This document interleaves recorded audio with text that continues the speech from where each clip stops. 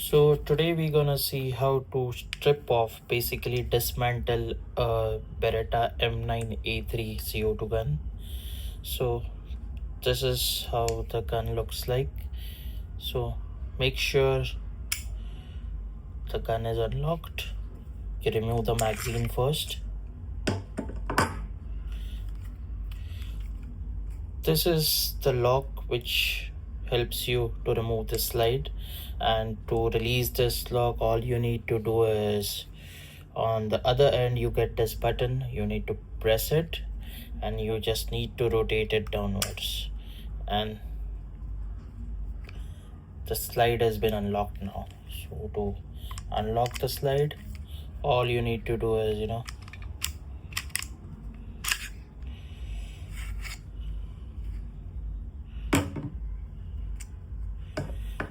this is how easy it is to dismantle and strip off a Beretta M9a3. So here you can further strip it off by removing this recoil spring, removing this barrel, but I won't go in that detail.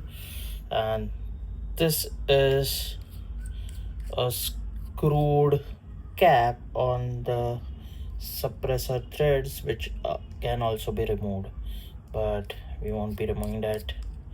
I'll just screw it back. Now the main part, how to